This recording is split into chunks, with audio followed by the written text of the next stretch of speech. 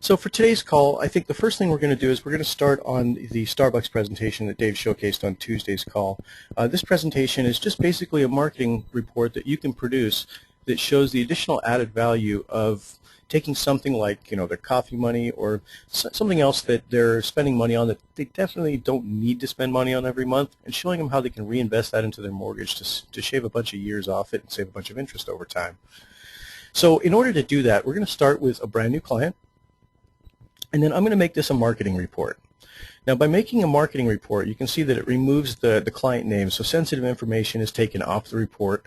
It also removes the property address if you've already got one on the report, so it won't show on the final presentation. But we'll give it a good catchy headline like, reinvest your coffee money and save. And then we're going to leave this checked at own because we don't want to be guided through a rent versus own report. Even if this is actually for a first-time home buyer, it's okay. We're actually going to, in the goals section, select purchase so it doesn't walk us through a refinance type of transaction here. So friendly name, I always recommend using this on every presentation, but when you're doing marketing presentations, your marketing headline really is a friendly name too, so you'll be able to identify what this is. So not terribly necessary when you're doing marketing reports. So I'm going to go ahead and skip the friendly name for this one. Now when we get into the goals, this is pretty important here. Anytime you're doing a purchase transaction inside Edge, you want to make sure you check the purchase a new home goal. And what this does is that this eliminates the current mortgage from your data entry. So it won't show, a current mortgage that's obviously not part of this transaction on the final presentation. Now the other ones don't actually have any logic built into them, so they're really just so that you can collect what your client's goals are. This purchase one is the only one that actually has logic that will pull out the current mortgage. Now current property value, this is the only one in red on this screen, and the reason it's important is because it determines what your purchase amounts are going to be going forward and the additional products that you're going to enter. So let's say we've got a $250,000 house. And then the affordability section, because we're using this as a marketing report, we don't necessarily need to fill out any of this information. You can if you want to. If you wanted to include things like tax benefit in there, you would make sure and enter the tax bracket, and the tax benefit will show up on that presentation. For this one, I'm going to exclude this information, so I'm not going to put any of this in. And then the affordability, again, we're not actually taking an interview with this, so we're going to skip that information. And we're going to go straight into the new products. So let's say conventional 20% down. Now, this is not a refi, so we're going to leave the toggle at no here. The current mortgage checkbox, I get the question a lot, why would you ever use this box? What's it for? I'll tell you right now, there's never going to be a reason that you'll have to check this box using your mouse. The only time this box is ever going to get checked is when you're doing a resubordination of a second, or if you want to duplicate the current mortgage in one of the new product slots. Now, in either case, you're actually going to use the copy button to copy the current scenario into a new product slot. It'll automatically check that box for you. So you never have to actually click this. It'll take place on its own when you use the copy function. I'll show you a resubordination towards the end of the call here, so you guys can see what that looks like. Now, this is a conventional, so I'm going to leave the FHA toggled over at no. And then I'm going to enter my down payment percentage and whatever rate I can get them and term. Then I'm going to go in and I'm either going to apply a closing cost template, or I can use the ballpark figures here. Completely up to you guys as far as what you want to do with this.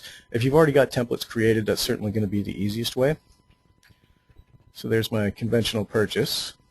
And you can see it's already pulled in all the figures I need. I'd probably need to update things like the hazard insurance reserves depending on which program I've chosen for this, and then also the tax reserves. But everything else I can pretty much keep the same. And if I'm happy with all my fees in there, I'm going to hit Apply to Loan. And you can see that once you apply a closing cost template to a loan scenario here in Edge, it grays out a lot of these fields. And the reason it does that is these fields are generated by what's inside that closing cost detail button. So if you need to make edits to these, all you have to do is go back into the detail and edit the specific fees. Now you can still edit points and prepaid interest days if you'd like. So for instance, if I want to put in 15 days of prepaid interest, you can see that after you enter it, if you hover your mouse over it, it'll show you exactly what that prepaid interest amount relates to in a dollar form. Now I'm going to enter the hazard and taxes. Now notice that you can enter these either as percentages or as dollar amounts simply by clicking the button here to toggle back and forth between the two of them. I like to use factor percentages, especially on a marketing report, because I don't specifically know what their insurance or property tax is going to be at this point. And since this one's a 20% down, I'm not going to include any mortgage insurance, but had I done anything less than 20% down, I definitely want to include this in the presentation. But I've finished my first product. So now I'm going to add an additional product. And I'm going to call this one Reinvest $150. And the $150, the way we came up with that is we just determined, how much do you spend each day on coffee, and what would that relate to on a monthly level? So naturally, when you're having this conversation with your borrower, you can do it any way you'd like. It doesn't have to be their coffee money. Maybe it's the gym membership that they never use. Maybe it's some other amount of money that they're spending monthly that they can probably get away from and save themselves some additional time on the loan. But as Tim was talking about during our Tuesday presentation, this is actually a good touch point for your borrower as well. If you're doing this for a specific borrower and you've got them on the phone, you want to find out what that is. What is it in your life that you're spending money on that you don't need to be spending money on right now, and how could you reapply that? So coffee is a great place to start. Most people do spend a bit more on coffee than they intend to. So this is just kind of a springboard presentation for you. So after you've named it, you don't need to do all the data entry again. It's actually very simple. Just hit copy from, and then copy that conventional 20% down mortgage, and hit OK. And this automatically brings in exactly the same mortgage as you entered in the first product slot. And as we arrow through, you can see that my closing costs are there, my prepaid interest days are there, and my taxes and insurance are there. So I don't need to make any modifications to this. Now if you look over on the right here, you can see that my pity payments are the same too. So I know I've done this right. These are exactly the same mortgage. Now what I need to do is I need to show a reinvestment strategy. So I'm going to go to the analysis screen, and many of you may have noticed that at the bottom of the product screen we used to have an area down here where you could reinvest into a principal reduction. We've moved this, so it's no longer here in the product screen. It's actually all in the analysis screen in one spot now.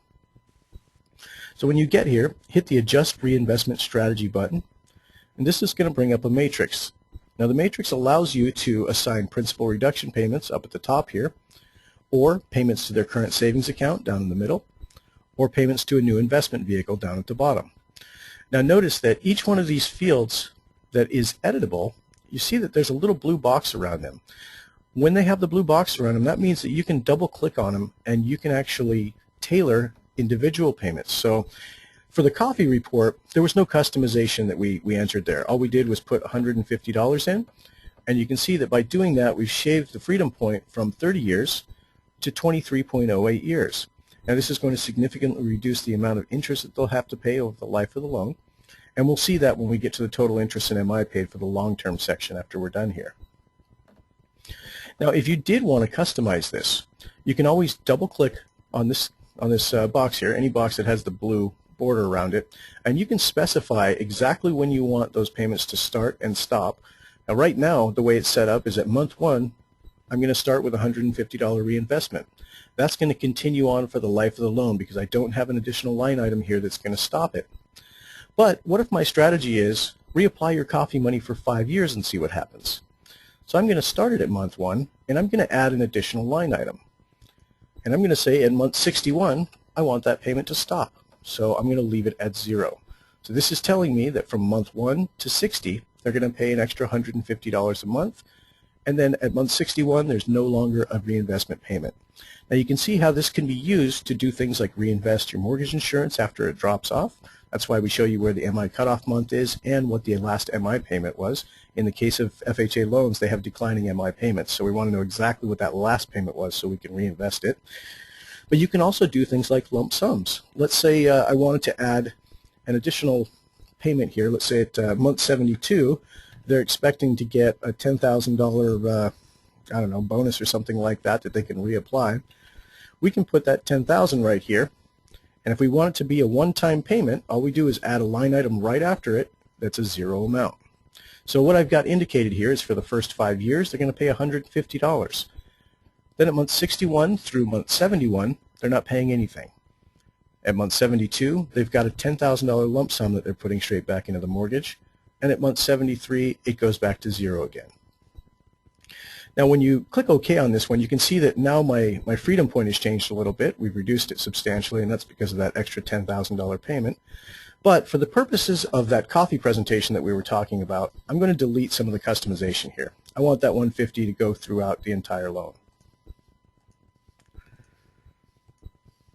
So now that I've got those additional entries out of there, I can hit OK. And then I'm going to hit OK on here as well. Now one thing I want to draw your attention to inside Edge is that anytime you want to trigger a save, all you have to do is hit either the left arrow or the right arrow. And when you do that, it automatically saves the data to the database. And you can see that when we come back in here now, when we're looking at total principal paid, you can see that we're paying substantially more principal because we're reinvesting that extra $150 into the principal every single month. We can also show them net worth. Now net worth is comprised of their total equity at this point plus any liquid assets that you've generated. So let's say that instead of showing that $150 going back into their mortgage directly, you can show it going back into their savings here or going back into a new investment vehicle down at the bottom, and those totals will be part of the net worth. Now I'm not showing the reinvestment down here at the bottom, so my best choice here is probably going to be total interest in MI paid. And you can see that just from reinvesting that extra $150 over the 15-year period, I've saved them an additional $10,000 in interest. Now if we look at it for the life of the loan, which is what Dave's presentation looks at, you can see that there's actually a $40,000 difference in the interest that they'll pay over the life of the loan just by making that additional $150 investment straight back into principal every month. Now the last part of here, we don't need to really worry about any contact information because it's a marketing report, so we can leave this empty. And the property address information won't show up on a marketing report anyway. So we're going to skip that information. And we'll go straight in and we're going to select the total cost. Now I always recommend putting in your payment notes here. These are notes that have double asterisks right next to them. And there'll be an additional double asterisk right next to the full pity payment on your presentation. So most people use this to indicate whether they're including taxes and insurance. Now I've got my text defaulted so that I have to choose each time. So I'm going to delete the are not. And now I've got it. Taxes and insurance are in fact included in the payment. Now this sets you through the different screens that you saw in the analysis area. Now obviously these loans have the exact same monthly payment, so there's no real comparison on the monthly payment. But when we get into the short term, you can see that they're short-term savings, and I'll explain to you what the short-term is when we're looking at the physical report in just a moment here. But you can see the short-term savings, we're looking at $1,000. And then our long-term area, we've selected total interest in MI, so we've got a $40,000 difference here on the reinvestment strategy. And now it's time to choose how to deliver this report and give it a little bit of additional data. So one, I always recommend choosing the email link. If you choose print or PDF, it will allow you to do that, but I'll tell you that your best results are always going to come from first starting with the email link and then previewing it from there. From the preview, you can actually save or print as well. So it's always a good idea to see what the report looks like before saving it. Now if you want to be notified when your prospective client views this, you want to check the box here, and then you'll get an email notification as well as a rate watch notification letting you know that this report has been viewed. If you use the click to call function, you can actually check the box here to enable the call button. Now the call button will appear at the top and bottom of your presentation, and it basically just allows the borrower with a single click to automatically get in touch with you. So it'll call your phone, our service will call your phone, and if you choose to accept the call, what will happen is our service will call the borrower and immediately connect your two lines. Now anytime you're publishing any kind of rate information, you always want to have a quote date, so make sure and click on that. I'm going to set it for today's date. And then if you want to just generate this link and send it out, hit generate link. And you can see that this develops a short link for you. You can literally copy and paste this link by right-clicking on it and hitting copy, and you can paste it into an email to your client, or if you wanted to publish it on your Facebook, if you wanted to publish it on your website, anywhere you want to put it, this link is going to be valid. Now, the last part is anytime you're doing a marketing presentation, you definitely want to have some background information available for the borrower. Because if you haven't talked to them before especially, you want them to have some notes, some verbal guidance on how to read this presentation. And of course, you need a call to action on it so you can make sure and capture this lead. So at that point, you're going to hit Add Audio Video. And you can see that this actually gives you a preview of the presentation as well.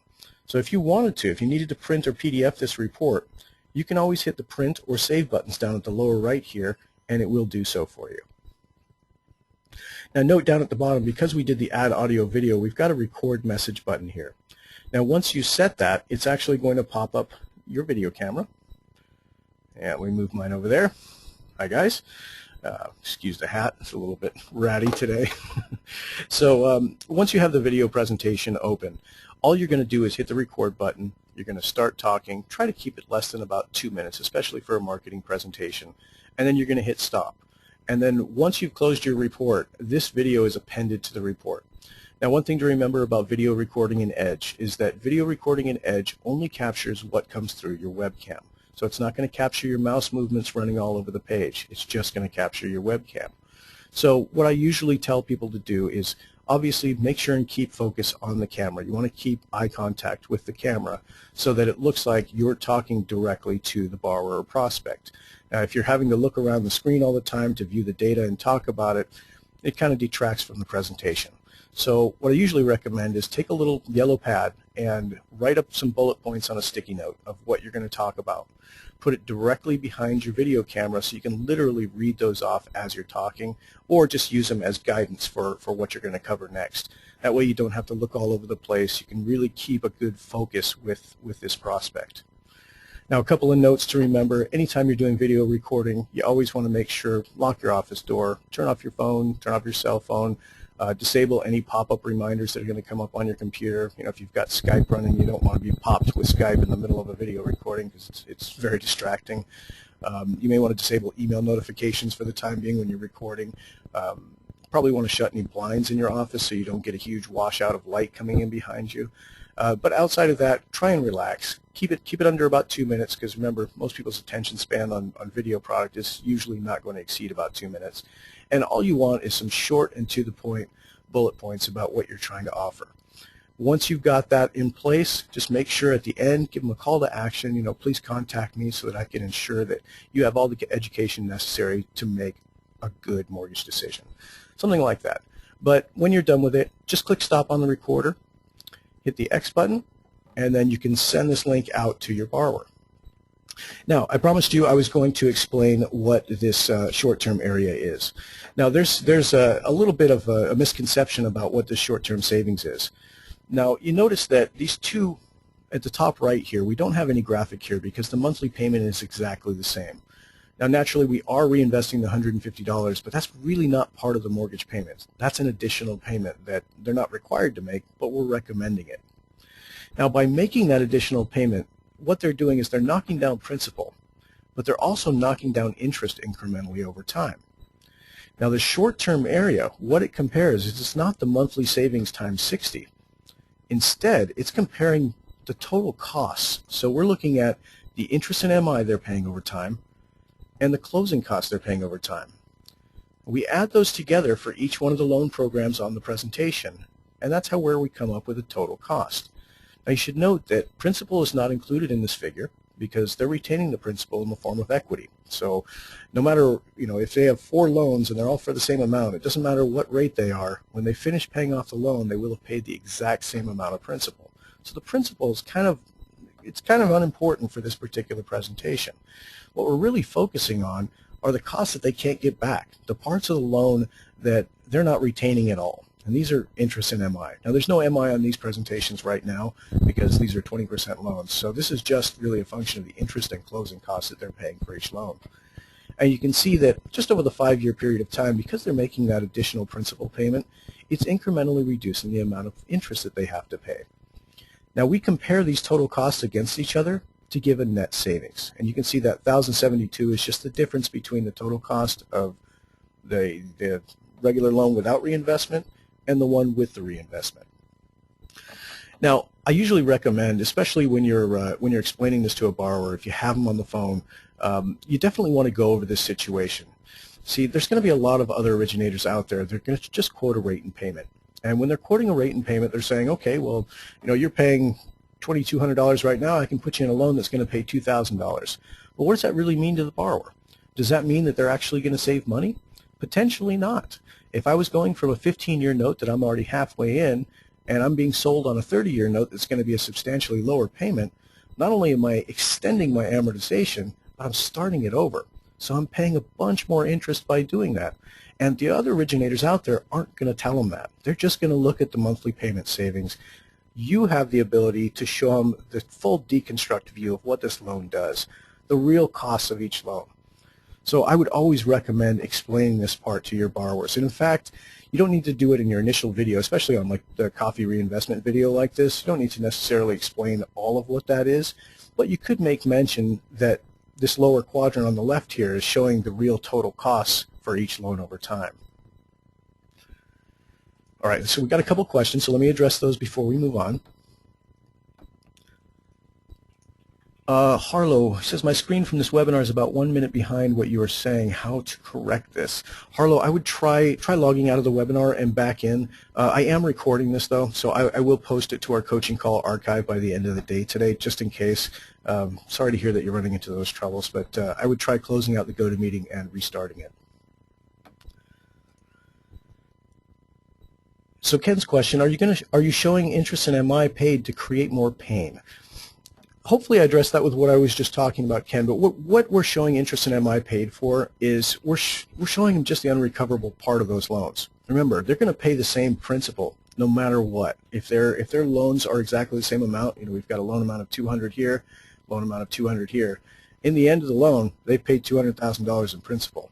What we're showing them is the part of the loan that can change. This changes based on the rate. This changes based on the term that they're getting into, and that's really, you're right. It is a pain of the loan product, but we're showing them how to reduce the pain of the loan product by showing them this option of reinvesting. So hopefully that helps you, Ken. If you need a little bit more on that, just let me know, and I'll try and address that for you. So Carrie's question, can you please go over how to highlight again? Absolutely. So highlighting can be done in a couple of different places on your presentation. When you're inside Edge, you can highlight from any preview screen. So this means that if you hit the preview button here and it opens up a preview, all you have to do is click on any of these fields and it'll highlight them.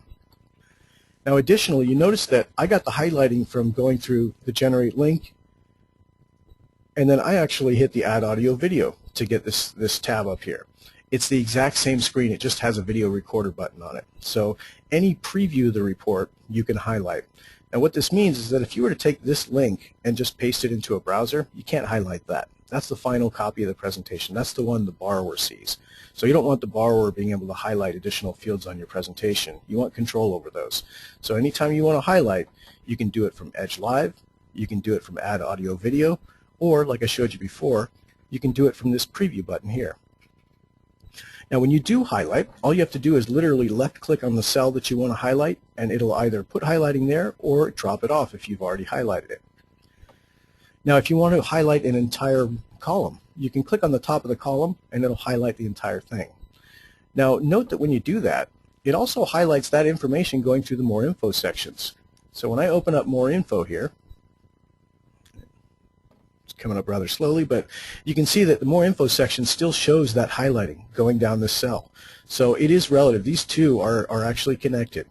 When you go into the closing cost screen, you can see that that column is still highlighted. The reinvestment screen doesn't have any highlighting on it for that particular column, but this is so we can allow you to drive attention to things like this.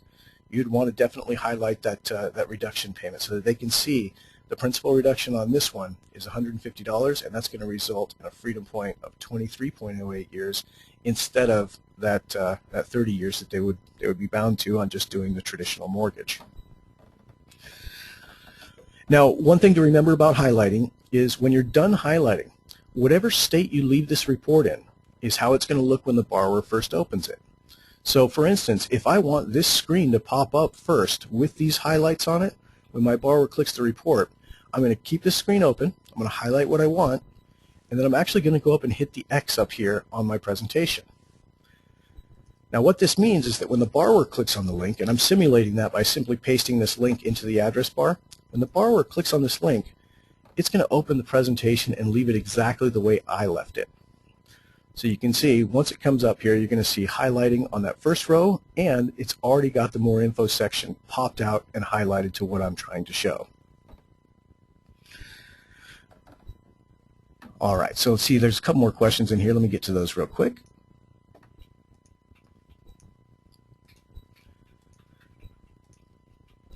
Bill's question was, when will we have the custom button for adjustments? And we just covered that, Bill. I'm glad you were able to see that. That's brand new. We actually released that a few weeks ago, and I know it's been a long time coming. A lot of you have been asking about it, specifically for things like reinvesting MI or lump sum payments in the middle of a loan.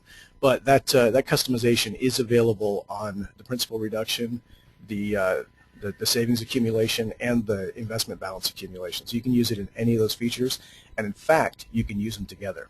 I'll show you what that looks like in just a moment. But matter of fact, we'll show you what that looks like on this report. So what I was talking about here is in this investment screen, I've showed you what you could do with just a singular investment. But what if you want to combine the investments? What if you want to take that $150 and break it up three ways? I put $50 in the principal reduction, and then I want to put $50 in their current savings account. I would have had to actually put a savings rate back in the affordability section. So instead, I'm just going to do two ways for this one. I'll put $100 into the investment account. Let's say they can get a 2% rate of return on that. And then I'm going to hit OK.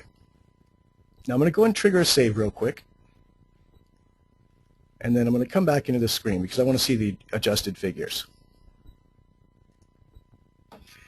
Now, Edge allows you to apply both strategies at once. So, as I showed you, I put $50 into the principal reduction. That does reduce their loan now to 27.25 years.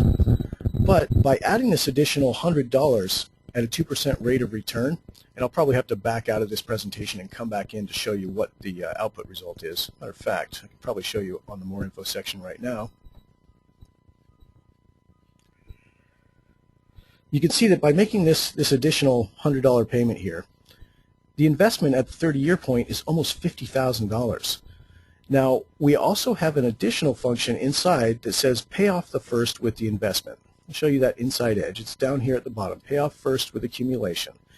Now, if you choose to check this box, what this does is when you have enough money in that investment account to pay off the remaining balance of the mortgage, that actually changes your freedom point. So it'll pay off the mortgage and it'll continue to accumulate past that point.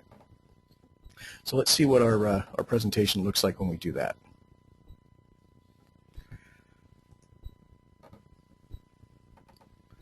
Now some of you may have noticed this as I was going through. Let me go back into Edge real quick. You may have noticed that when you're in the reinvestment strategy, and this has recently changed, when you put one of these in, it used to show you the totals right here on the fly while you're entering it. We're aware of the problem. We do have this fixed in our development environment, and it will be updating. We'll be releasing that in the next couple of days. So keep that in mind. You've seen what I've had to do here. I keep hitting OK and then left arrow out and come back in. That I'm doing just specifically to try and get those figures to pop up. But you can see that they are getting saved. They're appearing on the final presentation here. They're just not appearing inside Edge on the fly like they used to. Again, we've got it fixed. We'll be releasing that fix in a couple of days, so it'll be a little bit more streamlined for you. But as a result of using this payoff first with investment, what this has done is this says at year 24, I have enough in my investment account to pay off the remaining note of the mortgage. So at year 24, I'm free. I'm free and clear on this mortgage. Now, because I'm showing a long-term investment at 30 years, what happens is after I've paid off that note, it starts reinvesting that $100 again. So it just continues to do it as long as you put it out. So what I'm showing this client is, yeah, you paid off your note in 24 years, and then just that additional $100 going back into the investment account, you'll have $8,000 at the end of 30 years.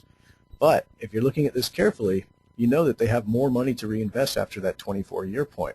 So this would be a perfect case where you'd want to go into that investment and structure it so that at year 24, it starts reinvesting this entire pity payment, this $1,346.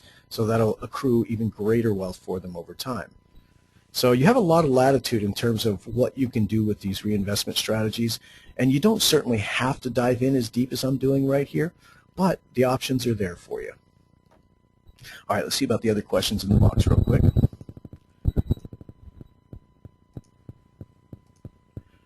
Shane's question, when would I post any of these on Facebook? Generally, Shane, you'd only want to post to Facebook when it's a marketing presentation like the one we're doing here. Or the other case is, let's say you've done a really good Edge presentation for somebody and they're thrilled with what you've given them. They've definitely decided to go with you. They've chosen the loan option that works best for them. And you're looking at this report and going, God, I wish everybody could see this, but I don't want to show them my sensitive borrower information. When that's the case, all you have to do is, inside Edge, go into that presentation that you did for the specific borrower, hit Copy Analysis, and copy it as a new client. Once you do that, you can see that it copies it into a new client and leaves the name blank. So it'll tell you your client has been copied, you can now make changes. So you're working on the copy now, you're not working on the original. So now I can change this over to marketing headline, I can call this whatever I want and understand that it won't have that original borrower's information on it. All it's going to have is the mortgage details, but that's the crux of what I'm trying to present. So at that point, I'm going to go through this, I'm going to put a video on it, just like I did on the original, but at that point, I'm going to share it to Facebook. It's a great marketing presentation that other people could benefit from. Of course, you want to make sure that when you do your video on this marketing one, that you gear it towards a wide audience, whereas your original one may have been geared specifically towards a single borrower. Now, in order to share any of these, there's two ways to do it. You can do it directly from the presentation screen inside Edge. Let me go back to the original here.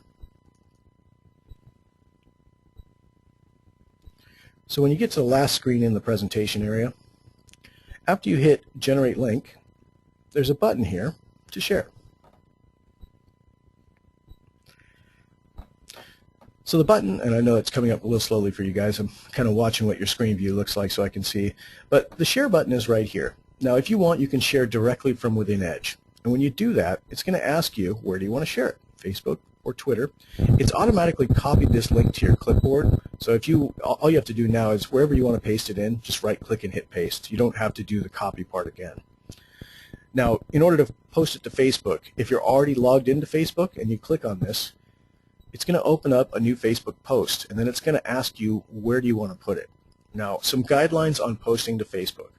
One, you never want to post it on somebody else's timeline. It's invasive. People are not going to be very happy about it. So instead, what you want to do is either post it on your own timeline. That's quite all right. Don't post it on a friend's timeline. You can post it in a group, and this is actually a great way to do it. If you segment your Facebook friends into groups, meaning, for instance, I've got a group called Realtor Partners, I would post directly to that group for a specific open house flyer that I was looking to publish, or you could send it as a private message. Now there's one additional option that's available if you have a Facebook fan page. Now I don't have a fan page tied to my personal Facebook account, so it's not displaying on your fan page here. But if you do have one tied to your personal account, it's going to give you that option. Now the fan page is always the best place to do it, because the fan page is going to publish it specifically to the fan page timeline, but the only people that are going to get notified about that post are the people who have chosen to follow your fan page. So they've liked your page, they've agreed that yes, I do want to get the information that this person is disseminating, so it's not as invasive as, say, posting it on their timeline or even sending it to them in a message if they're not expecting it. The fan page is always going to be the best way to go for this, because it's really going to be your business presence rather than your personal presence. Now once you've selected where you want to post this, you're going to write something about it. Give it a brief blurb just talking about what it is.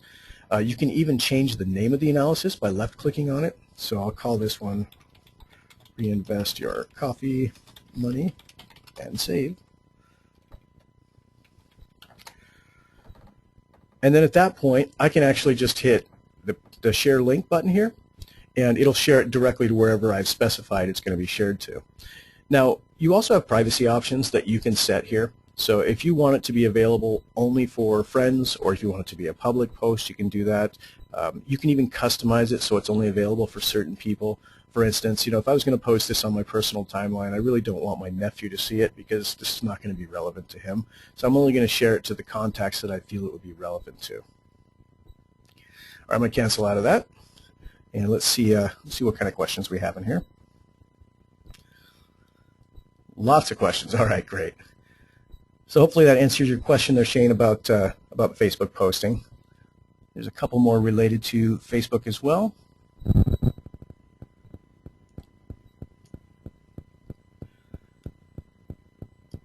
Oh, okay, Tom's asking, how do you share on LinkedIn? So LinkedIn is a little bit different than the way Facebook and Twitter work because they don't allow a direct link in the header line. So let me show you what that looks like.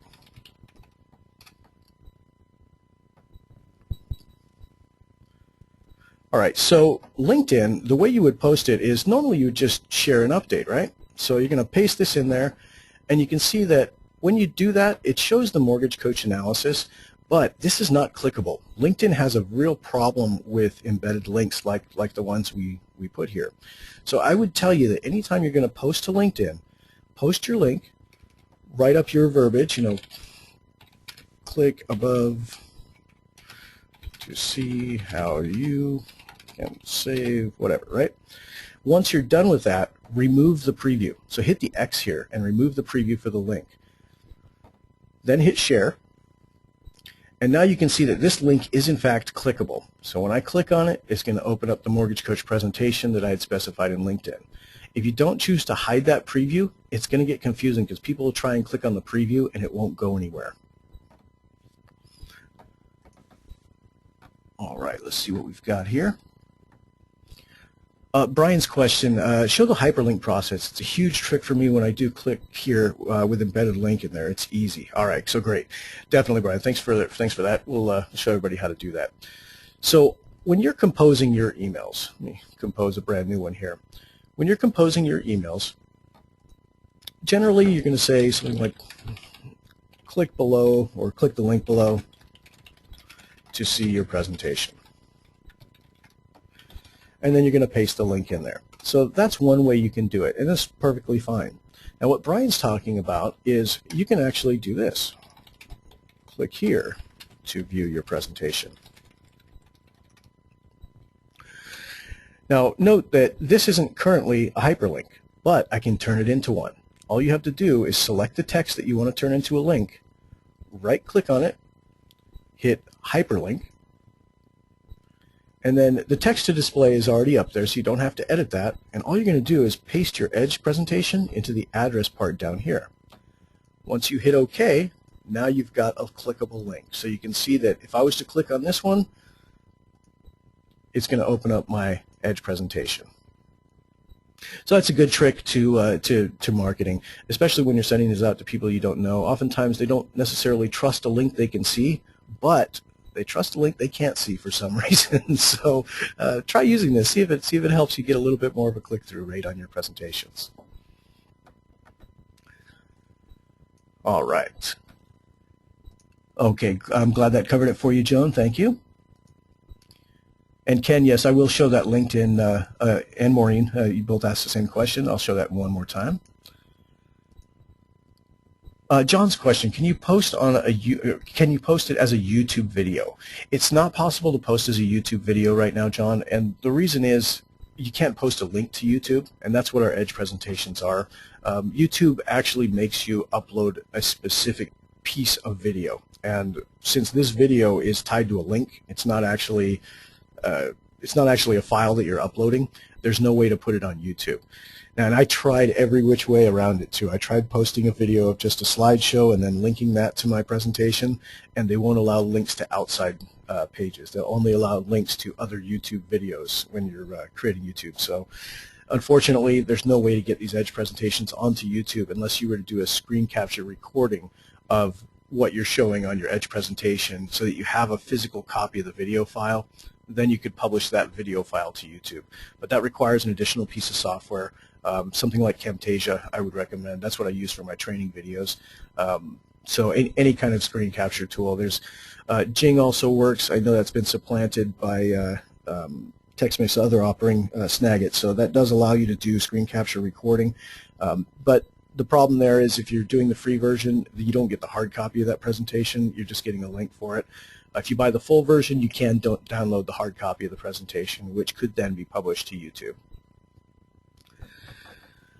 Okay, so let's see. We've got a bunch of other questions here, so give me just a moment, guys. Lisa's comment, and this is from earlier, she says, but isn't the reinvesting amount that reduces the principal a big benefit and a savings of sorts? Absolutely, Lisa. It certainly is. Once they're doing that reinvestment, not only is it saving them the interest over the 60-month period of time, but really that long-term interest savings is what we're looking at. So the difference in the amount of interest, that's the real benefit of doing that principal reduction. Not only that, they've also got a different timeline for when they're paying off this loan. So it'll come in a lot earlier, shaving 6 years off the loan, which equates to, in this case, because I've customized it, an additional $20,000 in interest.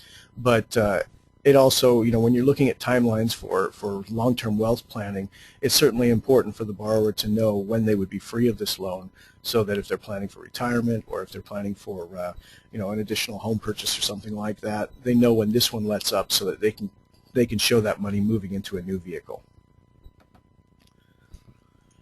Mike's question, is there a way to get the purchase price as an itemized line in the summary screen? I think that it makes it a little clearer for the borrower to see the purchase price that we are analyzing. I think it is in the more info section right here. Let me show you real quick, Mike. So we do show it right here. I know this is highlighted right now, so I can't really point it out to you, but we do show the purchase price in the details section here. And additionally, we also show the reinvestments broken down and striated on the graph. So this might be a great screen to leave popped out when you're about to send your presentation. If you want to drive the borrower specifically to this information, you could say, for instance, highlight just the price row here, and then maybe highlight the graph showing the striation so that they can see what's going on there. Leave this popped out and close the presentation. That way when you send the borrower the link, it automatically opens up like this and isolates the factors that you'd like. In terms of putting that price back in the main summary screen up here, there really just isn't room. One thing to remember about Edge is that while there's lots of room on the live presentation, there's a very finite amount of space when it comes to print. So we have to always consider what it's going to look like in print when we're trying to add features to the live version. So that said, I do like the idea of adding it. I think it's a very important metric. I will tell you for now, try using that pop-out method I showed you. But we'll see what we can do about eventually getting it at least into the live copy as an additional row up here.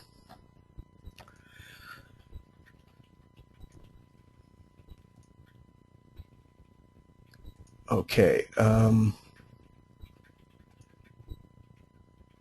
So Jimmy had a question. He says, should the closing cost be zero on this type of report?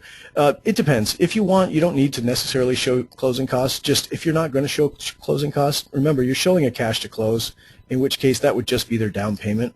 So you really want to disclaim that. Probably use the payment notes section to let them know that this presentation does not include closing costs. Contact me for further details, something like that. And for existing mortgages, and I see that's what you're asking about, Jimmy. For existing mortgages, would you include the closing costs? Again, completely up to you. If you don't include them, make sure to disclaim yourself because you are showing a cash to close. And since you're publishing this out there, the borrower can come back to you and say, hey, look, you told me this was all I needed to close. So anytime, if you're going to exclude closing costs, just make sure and disclaim yourself. Completely up to you, though.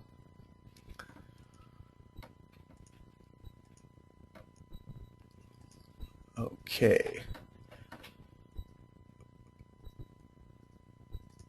Okay, looks like Yvonne, you got your question figured out. Excellent. Tom's question, can you review Edge Live? Absolutely. And actually, before we do that, let me stay on this page real quick. Let me see if there's any other questions related to this report that we can show real quick. Helen's question on Facebook, I have 2 Facebook accounts. On my business one, the view is not as nice as my personal one. It only shows the link, not the box that says Mortgage Coach. We'll have to check that one out, Helen. Let's coordinate on this after the call. I'll shoot you a quick email and we'll see if we can get together and discuss this. I'd like to see exactly what you're talking about so I can assist on that one.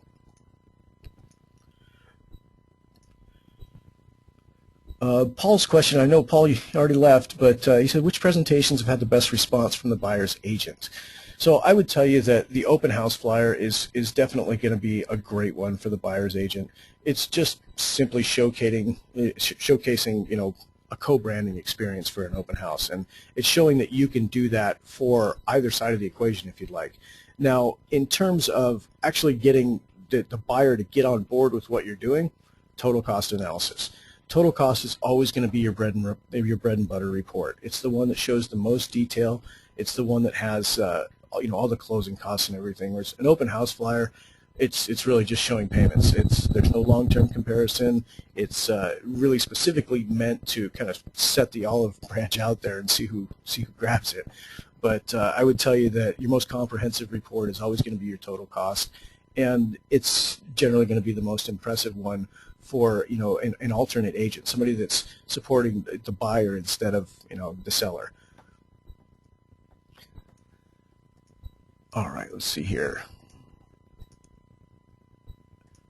Okay, so a couple people asking about LinkedIn again. Let's show that real quick. All right, so anytime you want to publish on LinkedIn, when you first log in, you've got share and update as one of your choices here. Now you do have options on who you want to share it with. You can share it with Twitter as well, so this is a good way to kind of sync up a single post. But all you do is literally paste your Edge link in here. So if you wanted to go and grab it, just hit the share button on any presentation inside Edge, and you can see the short link is right there. It's already copied it for me, so I don't need to copy it again. I am just going to paste it in here. I'm going to remove the preview, so hit the X here to remove the preview, and then I'm going to hit enter and just start typing about this. And actually it's best to remove the preview after you're done typing, otherwise it'll just keep coming back for you. But enter verbiage here. And then click the X here to remove the preview and hit share, and it'll share just like this one right here, which means it's got a link that's clickable. You don't have a preview that's going to lead to the wrong place, and you can write whatever you need to about it. I'm going to delete that post. Okay, so hopefully that helped both Maureen and Ken. Thank you for the question. That's a good one.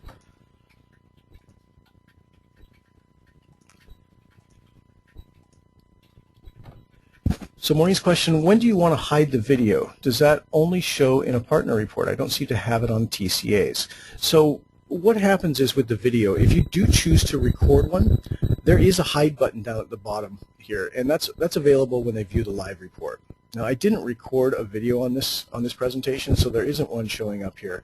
But you may have noticed that there's a new button down at the bottom of any live report that allows you to hide the message, and not you as the originator, but the borrower. So for instance, if the borrower was going to do it, all he would do is when that video message comes up, it does kind of block some of the information down here at the lower right. Little sneak peek, the next version that we put out will have the video screen in the middle, so it won't be hiding all that information. But for now, you can actually instruct them during your video presentation, hey, if you want to reduce this and still hear me talk while you're viewing this presentation, hit the hide video button down at the bottom right. When they hit that, it's going to hide the video, but it'll still keep playing your voice. It'll still hear you. And then there's another button that they can hit to bring it right back up. So it's not gone. They can always play the message. They can always view the message. But they can hide it from the report so that they can see the entire thing. Now, this comes into play especially with people with very small screens. If they're looking at this on one of those little 7-inch Acer screens, that reduces the size to something like this, and you can see what it does to the long-term areas down at the bottom. It really squishes them out. So if you had a video window going, it's going to cover half of your screen here. So you can see where that would be very useful to actually hide the video presentation. I always tell people as well, anytime you're sending to your client, let them know that they can view the presentation in full screen by hitting the F11 key on their keyboard. Now F11, all it does is it temporarily hides the toolbars up at the top, and it gives you a wider viewable area. So if I was to hit this, I'll show you what it looks like.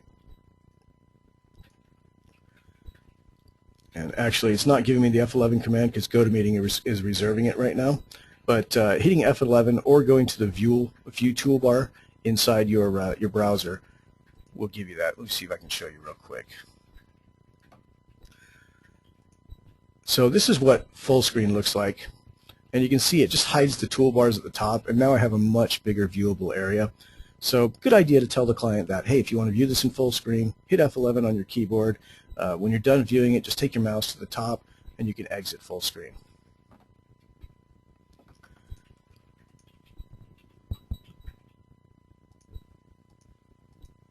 Okay. Tom's question, how do you change the thumbnail image to share on Facebook? It is not possible, Tom. Actually, that's a thumbnail image that we've put out there, and basically it references what web host sponsors that link. So for instance, anytime you publish an Edge link, it refers back to our site and asks us for an image on that one, so we use one image for everything. So that image cannot be changed. All right. Jeff's question, how do you manage the highlight in the presentation to create different colors? The highlight is only one color, Jeff. It'll only highlight yellow. So for instance, no matter what you click on, let's see if I can, let me get back to one that's clickable because I'm on live versions right now. Yeah, this one's not clickable either. All right, so we'll go to the preview here.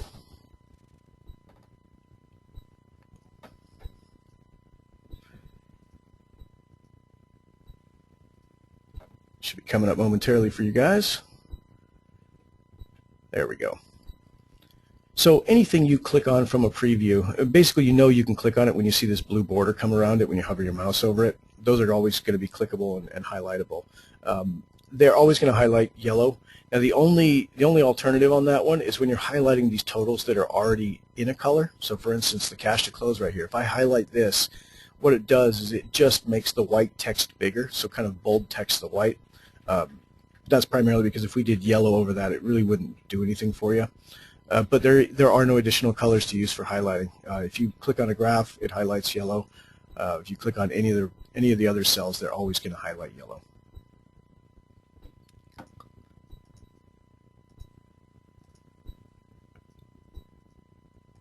Faye's question, and actually this is a great question for refis. She's talking about, can you explain what the advantages of adjusting the short-term savings until both options are equal? So what Faye is talking about is determining a break-even point for a new loan versus a refi. Let me see if I've got a refi in here real quick. I'll show you what that looks like. I'm sure I have a refi.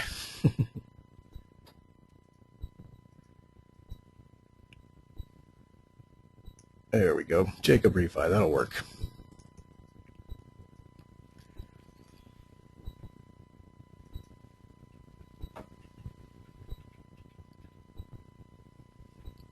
Bear with me. I know it's a little slow coming up on your side, guys. I'm also watching to see what you guys are seeing to try and slow down a bit for you.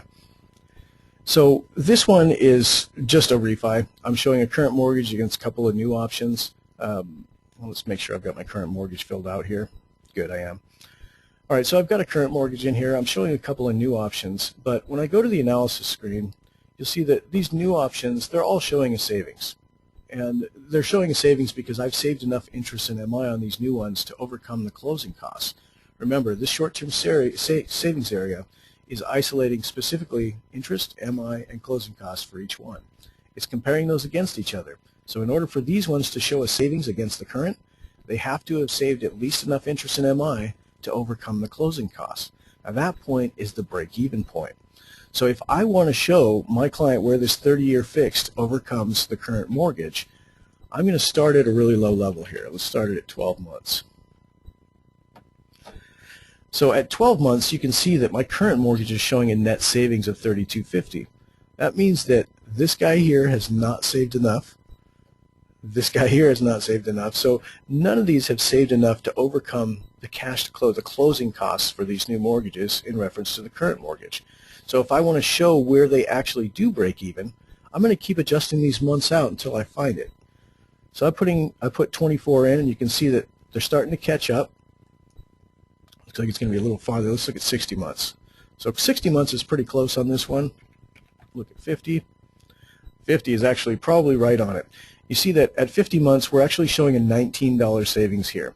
So I know that at month 51, I will have saved enough to now put this product in the black. So I'm now saving money on this, which means at month 51, I've saved enough interest in MI on this new product to overcome my closing costs. So I've broken even on it. All right, so hopefully that helps there, Faye. Let us know if you want any additional clarification on that. Helen's question, is it also possible to add a picture of the house within LinkedIn and Facebook? Facebook, yes, definitely, because once you make the post, you can actually you can reply to the post with an image, and that's, they're not going to see it right away because it's going to be a subheading. But remember that when you do post to Facebook or LinkedIn, you're bound by their rules on the post. So a lot of times, say for instance LinkedIn, when you do this here, there's a way to attach a file to it, so you can attach an image on LinkedIn. When you're doing the post directly from Edge to Facebook, there's no attached file. But I will tell you, if you go into Facebook, and let me pull it up into my business account real quick, otherwise you guys will see pictures of my son fishing. So give me just a second here.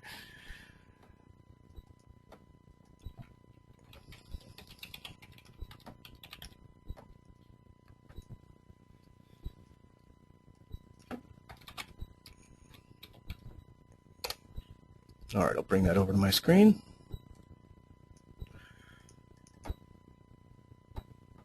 Okay, so if I want to post to Facebook, and I want to post it as a status, whether it's on my fan page or not, I can post a status right here. Good Lord, Vince. What are you posting?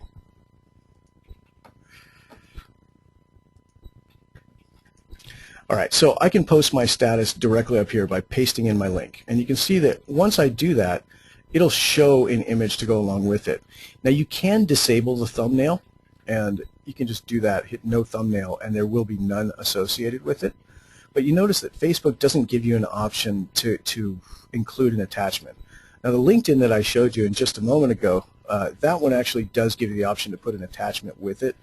But what you can do is after you post this, you could potentially repost another attachment. So you can hit add photos and videos. It won't be part of that post, but you would upload a photo, and then potentially on that one you could even put your link on it. So you can do it in reverse order, and it probably will look a little bit better. So for instance, upload videos or photos. I would go and find a photo here, see if I've got one. I do want to get to Edge Live. I know that there was questions about that, so we'll get to that in just a moment here. Let's go to my images. Okay, so let's post a benchmark logo.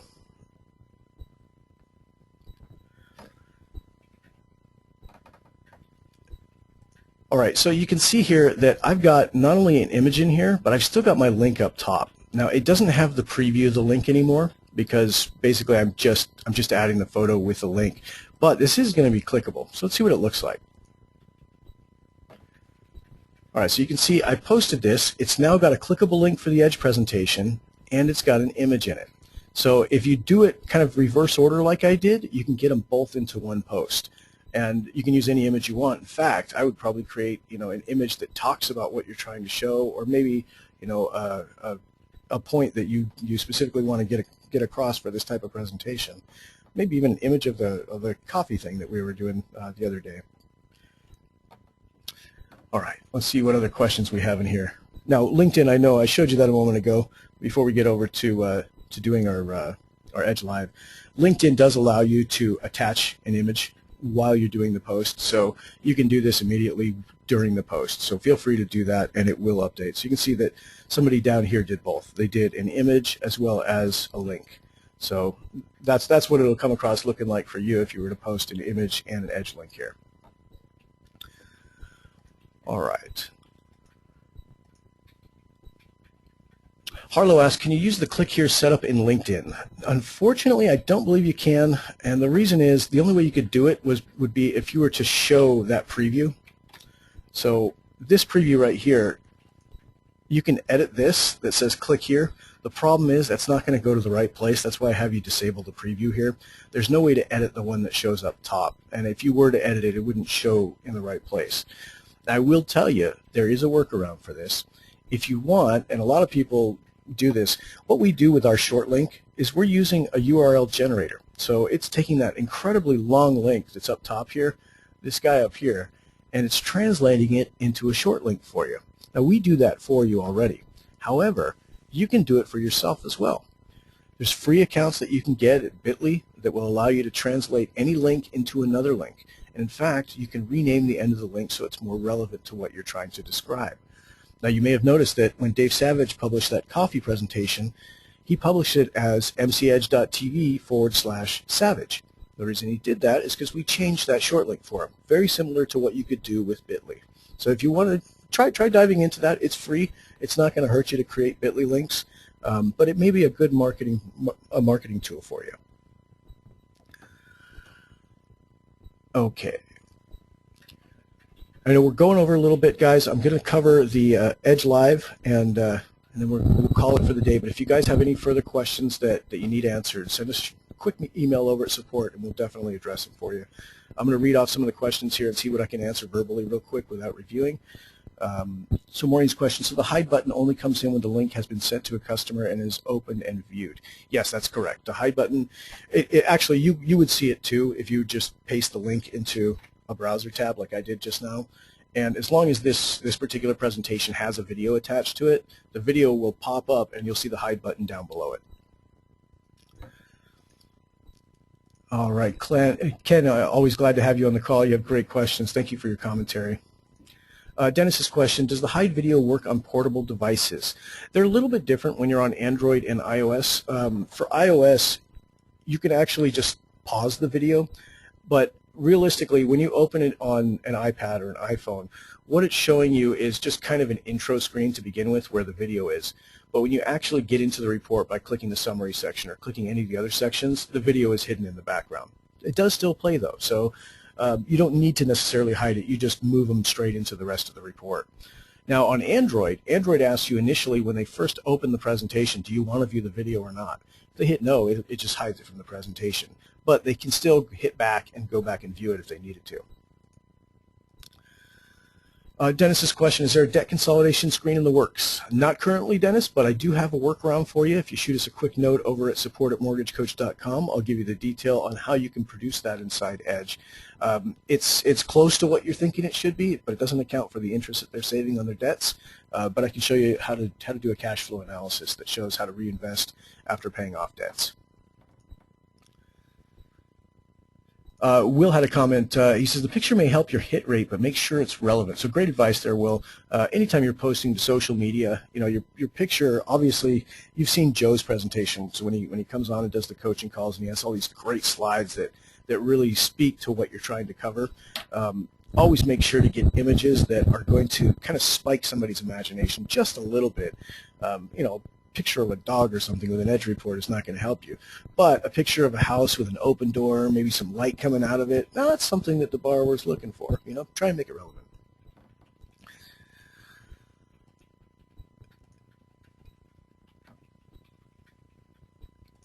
Let's see here. Yvonne's question, can you print just one page of the presentation and not all four? Not possible currently, Yvonne, but there is, well, not from Edge, I would say. What you would do is if you wanted to do that, save it as a PDF, use the Save button down here at the bottom right, and you'll save it locally to your machine, and then open up that PDF, and it'll open up in Adobe Acrobat, and when you hit print from there, you can specify which pages you want to print.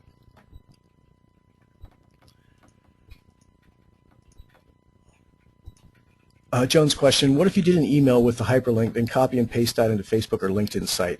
You know, it will carry on Facebook, but LinkedIn will not carry that, that formatting that you're talking about. So unfortunately, LinkedIn is just not going to allow you to use a masked link at all. So you'd probably want to go with something like Bitly to do that.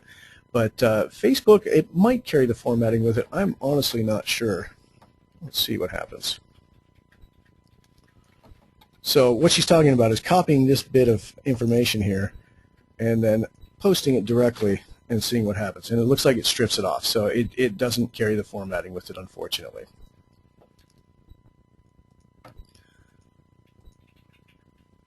Maureen's question, where can I find the coffee presentation? From any device or in your browser, type in mcedge.tv/Savage.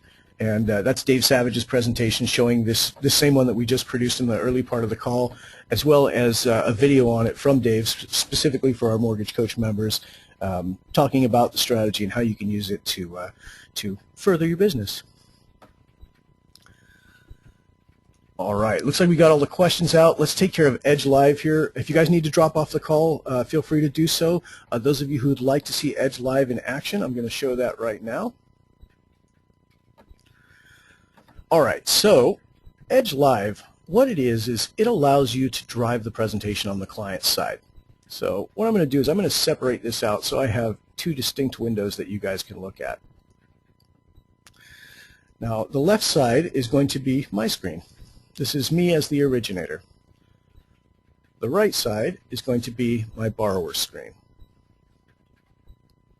So I'm doing this in separate tabs just so you can see what the interaction is. So if I want to do Edge Live, when I'm inside Edge, I'm going to go to the preview area. I'm going to hit the Generate Link button.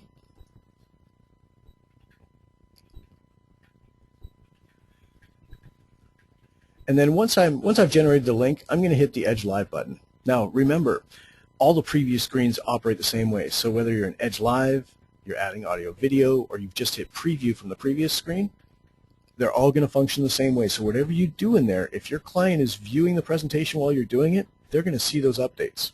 Let me show you what that looks like. So I've gone in, I've hit Edge Live, I'm on a preview screen where I know that highlighting is available. I'm going to clear out my highlights for right now. You notice at the bottom of any preview screen you'll have a Clear All button. This allows you to clear out any of the highlights that are on the report. Now the right side is my borrower's screen. I have sent them this link via email, or I've told them, directed them where to go, and they've clicked on it. Now here's what it looks like on their screen. It looks exactly the same as it does on yours, except for they don't have the Clear All button and they don't have the ability to highlight. Joan's question, where's the option for changing the color of the highlights? All the highlights are always going to be the same color. They're always in yellow, Joan, so there's no way to change what they look like, unfortunately. And actually, let me generate one more. I'll clear this. For some reason, it's still affecting the highlights on the other side. Let me get a new one. I think this is because we were playing with it.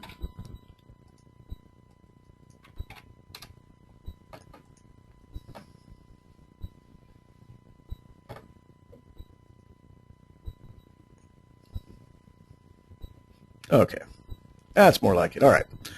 So I've gone into Edge Live. I'm on the phone with my client, and I've instructed them to click on my link. So the right side is what my client is seeing. And notice, if my client was to take his mouse and put it over these figures, he can't highlight these. So he can pop out more info sections and view all the details. He just can't highlight anything. Now you, on your side, have more capability. You have the option of highlighting things. So when you left click on any of these fields, you can see that I highlighted this 1186, it immediately highlighted on the borrower's side. If I highlight an entire row or entire column, it's going to almost immediately highlight on the borrower's side. It's usually 1 to 3 seconds at most delay for this highlighting to take effect. So if I'm having the conversation with my borrower and I'm showing them these different options for refinance, I can drive them through to the specific areas I want them to pay attention to. Maybe I'm first talking about the current mortgage and I'm letting them know, okay, for the current mortgage, here's what you owe. You owe $168,626. I've highlighted that on your screen for you. Now your current rate at 3 1/4 is great, but remember you're in an adjustable rate mortgage. So that's why I'm showing you an APR of 5.4 here. We're anticipating that this is going to adjust upward in the future. Now your current payment is $1,286. I'm going to show you options for a 30-year, a 15-year, and a 30-year with an investment account that are going to garner you payments that are lower than what you're getting right now in the case of the 30-year, a little bit higher for the 15-year, but has a much shorter freedom point. So I'm going to do things like, as I'm discussing them, I'm literally going to click on what I'm discussing and know that my client is going to see those highlights almost in real time. Now additionally, when you pop out a more info section on your side, it's going to pop out on their side. So you see I just hit more info on my screen, and I'm not doing anything to the client screen. It's automatically going to pop out that more info section just like I did it on my screen. Now you won't see as much of a delay when you're doing this for yourself. Because I'm on GoToMeeting right now, this is taking a lot of my internet bandwidth. So it would actually be a little bit faster for you. If you were to try this demonstration on your machine, it would be a great idea. See what your client's going to see, understand what they'll see, and it'll make it a lot easier for you to drive this presentation when you've got them on the phone. But I'm probably going to go through it, and I'm going to show them things like, I'm going to show them the reinvestment graph. And when you click on one of these graphics, it's going to bounce the graphic and highlight it on their end, just like it did on your end.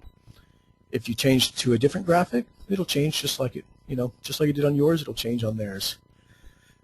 You can highlight individual columns inside these more info sections, and it's going to do the same thing on theirs. Let me give it a little bit more room.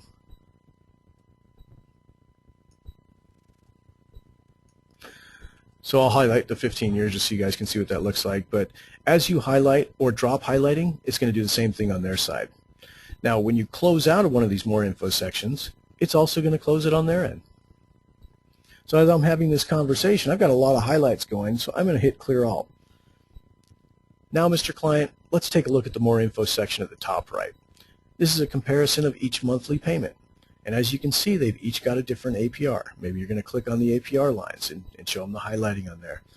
And we can see what our full monthly pity payment is going to be for each one. Then I'm going to close that. I'm going to go into my short-term area, and I'm going to talk about this. I want to talk about why I've chosen 51 months as my short-term analysis point. As Faye was talking about earlier, we're isolating where the break-even point is. What we're looking at, and I would explain this directly to my client at this point, is how do we come up with this total cost line down at the bottom? And I'm going to bold these, all of them, so the client can see them. And you can see what it looks like on the client side. It bolds them and puts a little yellow border around them. And then I'm going to go through, I'm going to say, check out the current mortgage. On the current mortgage, our interest and MI paid is $34,009. There's no closing cost because this one's already closed, so my total cost for that mortgage over the next 51 months is $34,000. Now on my new options, let's say the 15-year fixed, because I'm going to a shorter term, I'm paying less interest. But I'm also requiring $3,400 in closing costs. So when I add these two figures together, I get my total cost of $30,000. Now, relative to your current mortgage, that's saving you almost $4,000 just over the 51-month period. Now, if we were talking about the break-even point there, the reason I chose the 51 months is because I wanted to show you exactly how long it would take this 30-year fixed loan to break even on the closing costs. When we add these two figures together, these are very close, $34,009 and $33,951. We've actually overcome the closing costs with the amount of savings that we're providing on this new loan. Then once I'm done there, I'm going to drop into the interest and MI section, and I'm going to give them more info on that one. And I'm going to drive them towards, what's your loan balance going to be at 15 years? This 15-year note is going to be paid off, so there's a zero loan balance there. Now, it does require a higher payment every month, but you're going to show them the loan balances over time. You can show them the total amount of principal that they've paid. The home value is going to be the same no matter what going across the board. I got different home values on my new products than I do on my current because I'm anticipating a higher a new appraised value when I come in. But even so, we're using one appreciation rate going forward, so all of your new products should have the same values on them. And then you can highlight the total interest in MI if you'd like to. And when you're done with it, close it out. It'll close on their screen.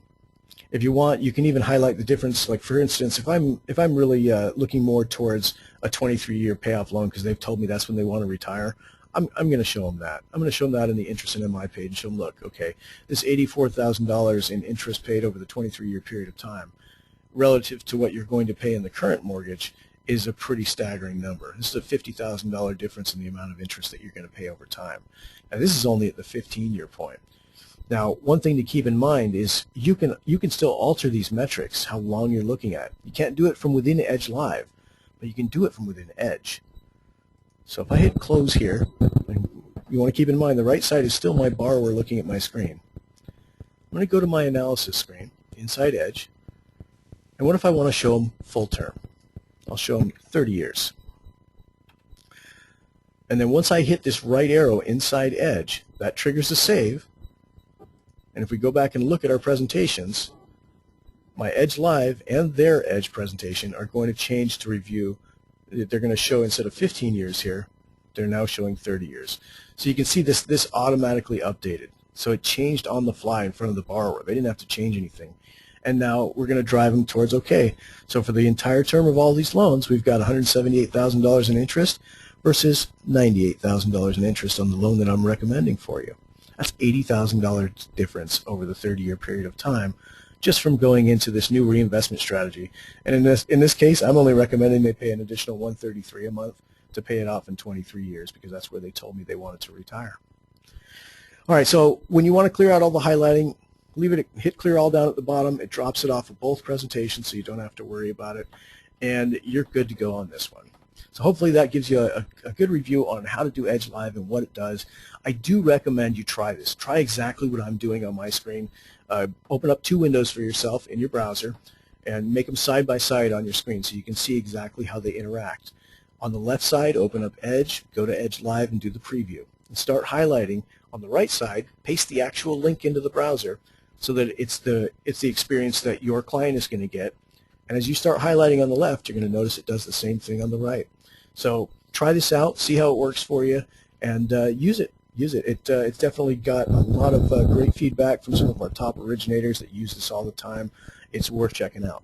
But if you guys have any further questions, I'm going to go ahead and wrap for the day. Thank you, everybody, for joining us. This is recorded and will be posted to our coaching call archive by the end of the day. If you have any more questions, shoot us a quick note over at support, and we're always happy to help. Thank you much, guys, and take care.